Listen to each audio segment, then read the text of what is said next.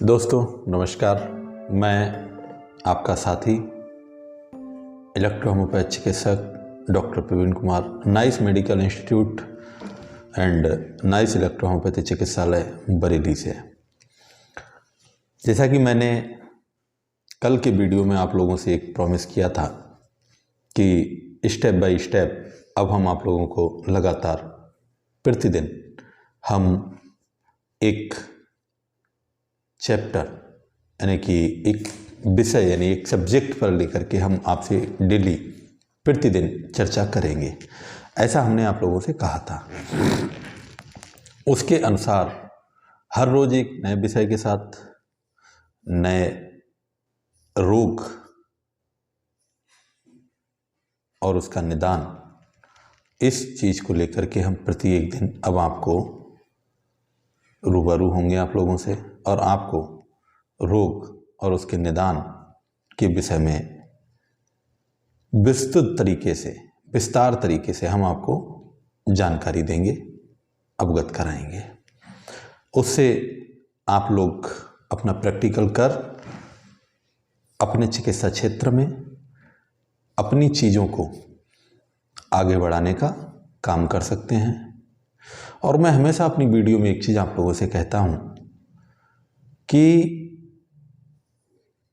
Protocol के साथ साथ जिन औषधियों का, जिन रोगों पे चर्चा की जाती है, उन औषधियों के विषय में हमको गहन अध्ययन करने की ज़रूरत रहती है। और जब हम गहन अध्ययन कर लेंगे तो उस औषधि ने उस रोग पे कैसे काम किया, इसकी भी हमें पूर्णतया जानकारी हो जाएगी। ये जानकारी होना बहुत ही ज़रूरी है, लेकिन वीडियो के अंदर इतनी सब लंबी जानकारी दे पाना संभव नहीं है। तो इसलिए हम रोग और उसका निदान और उसमें कौन कौन सी औषधियों का प्रयोग किया जाना चाहिए, वो चीज़ हम आप लोगों को विस्तार तरीके से बता देंगे। समय के अनुसार हम एक एक औषधि के विषय में और उसके गुण के विषय में भी हम आप लोगों को जानकारी देंगे। दोस्तों, जैसे कि कल हमारा जो विषय रहा था वो हाइपर एसिडिटी पे रहा। आज हमने एक अपने विषय का जो चुनाव किया है, जिस विषय को चुना है, वो हमने एक विषय है हमारा डायरिया। हम डायरिया को लेकर के आज चर्चा करेंगे। एक ही डायरिया पे हम कैसे अपनी पकड़ बनाएं डायरिया रोग में, क्योंकि ज़रूरी नहीं हर एक प्रोटोकॉल हर एक रोगी पे सेट हो जाए। ये कह पाना थोड़ा ठीक नहीं है और ठीक भी नहीं होगा, क्योंकि हर व्यक्ति का जो प्रकृति होती है वो अलग होती है, यानी कि टेम्परामेंट। उसके अनुसार औषधियों का भी कहीं कहीं चुनाव हमको देखना पड़ता है। रोगी की जो शारीरिक स्थिति होती है वो भी देखनी होती है। आज दोस्तों हम आप लोगों को जो विषय लेकर के आए हैं वो विषय है हमारा डायरिया। और डायरिया के विषय पर आज हम आप लोगों से चर्चा करेंगे, बात करेंगे। बार बार होने वाला दस्त, जिसको हम डायरिया कहते हैं। डायरिया जो है एक संक्रामक रोग है। जैसे जब किसी को दस्त शुरू हो जाते हैं तो हम उसको डायरिया मान लेते हैं और डायरिया कहते हैं। जब दस्त शुरू होते हैं तो पेट में गुड़गुड़ाहट के साथ में दस्तों का आना, ये इसके लक्षण होते हैं। और पेट में गुड़गुड़ाहट के साथ साथ मरोड़ का होना, ये भी इसके लक्षण होते हैं। और उसके साथ साथ पतले दस्तों का आना, ये डायरिया के जो हैं वो लक्षण हैं। और जब रोगी जो होता है तो रोगी के पेट को जब हम उसको चेक करते हैं, दबाते हैं, तो रोगी जो है वो दर्द को महसूस करता है। दबाने वक्त पे जब हम पेट को देखते हैं और दबाते हैं तो रोगी के पेट में दर्द होता है और रोगी उस दर्द को महसूस करता है। ये भी एक डायरिया का ही भाग है, मतलब ये भी, इससे भी हम उस रोग को पहचान सकते हैं। रोगी को प्यास लगना, मुंह का अधिक सूखना या बार बार प्यास का लगना और शरीर में पानी की कमी हो जाना, ये सारी चीज़ें एक डायरिया के रोगी में होती हैं। यह सारी चीज़ों का हमें रोगी की चिकित्सा करते समय विशेष ध्यान रखने की ज़रूरत है। दोस्तों, जो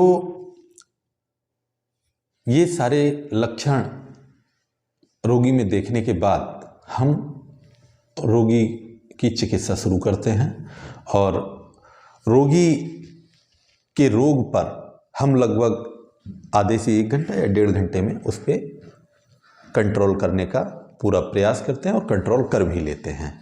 इसमें जो हमारी औषधियों का हमने चुनाव करना होता है डायरिया में, वो हम ये देखते हैं कि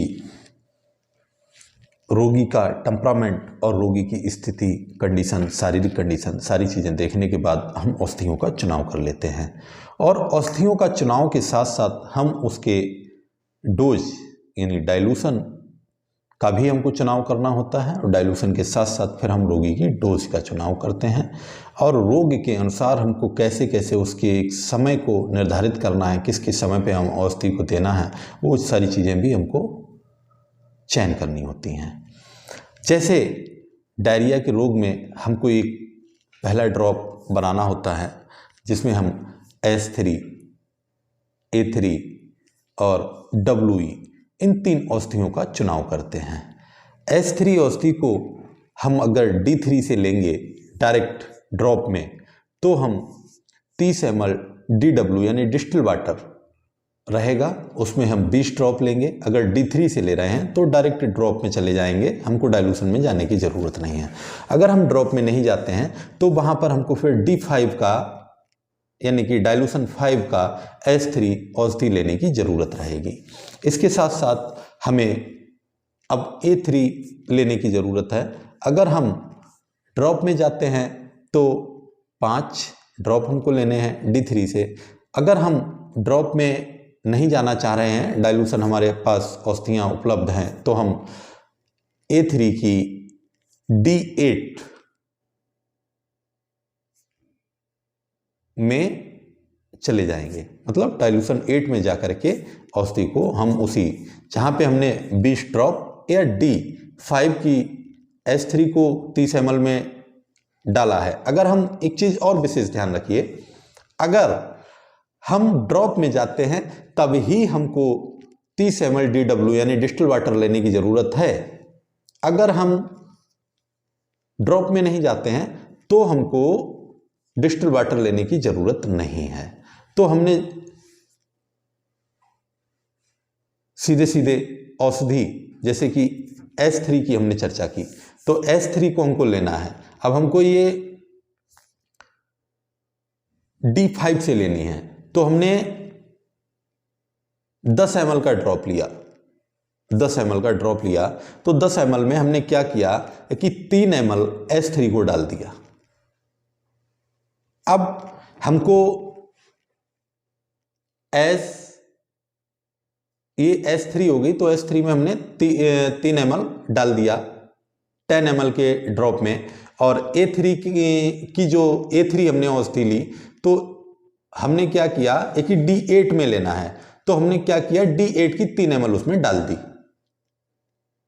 3 ml S3 हो गया, 3 ml D8 का यानी कि डाइल्यूशन 8वें डाइल्यूशन का 3 ml हमने उसमें 10 ml के ड्रॉप में डाल दिया। अब हमने यहाँ पे WE लेना है, तो WE हमने अब जो लेना है वो D6 का लेना है, तो हम यहाँ पे 10 ml के ड्रॉप में 4 ml WE डाल दिया। अब ये 3, 3, 6 और 4, 10, ये 10 ml का ड्रॉपर आपका तैयार हो गया।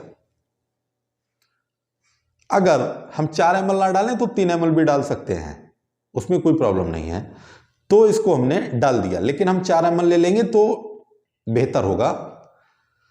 इसको तैयार कर लिया, ये 10 ml का ड्रॉप हो गया।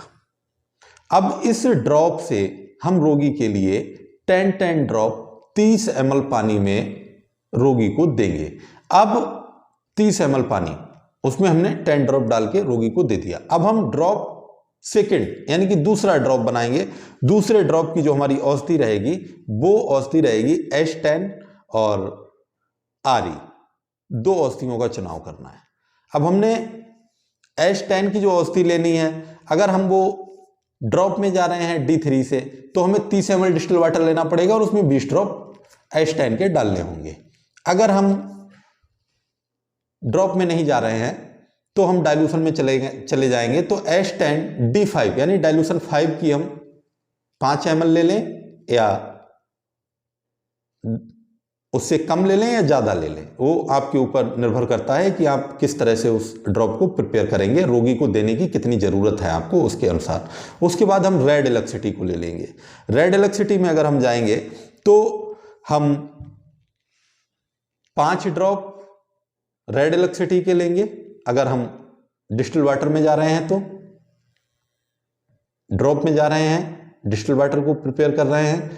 अगर हम अब डाइल्यूशन में जा रहे हैं तो हमको D8 का लेना पड़ेगा, यानी कि 10 ml का हमने ड्रॉप लिया है तो 10 ml के ड्रॉपर में 5 ml हमने H10 डाल दिया और D8 के रेड एलॉक्सिटी का हमने 3 ml या 4 ml, सुविधा अनुसार उसको देख लीजिए कितनी ज़रूरत है, उसको आपने उसमें चयन कर लिया। आप 5 ml भी ले सकते हैं क्योंकि वो D8 का हो गया तो उसकी मात्रा उससे हल्की हो गई, तो उस ड्रॉप को हमने प्रिपेयर कर लिया। अब रोगी को इस औषधि को हम गर्म पानी में अगर देंगे तो बहुत अच्छे परिणाम देखने को मिलेंगे। इसको हम क्या करेंगे, हर 5 मिनट से 15 मिनट पर रोगी को अदल बदल कर हम औषधि देंगे।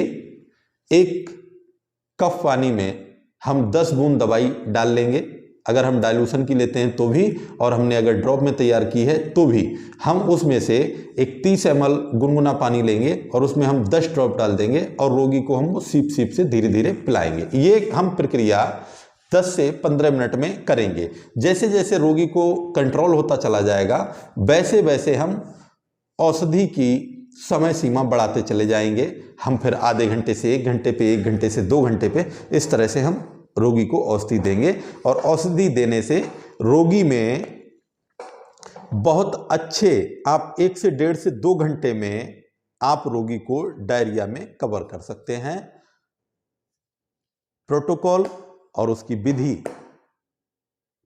पूर्णतया संपूर्ण प्रोटोकॉल मैंने आपको बताया और उसकी जो विधि है, मेडिसिन को प्रिपेयर कैसे करना है, तैयार कैसे करना है, वो भी हमने आपको बताया। रोगी को देना कैसे है वो भी हमने आपको बताया।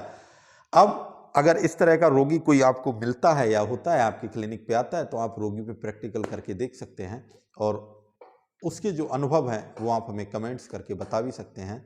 और आज के लिए इतना ही। कल हम एक नए सब्जेक्ट यानी नए विषय के साथ हम आपको कल फिर मिलेंगे, फिर रूबरू होंगे। तब तक के लिए नमस्कार, शुभ रात्रि।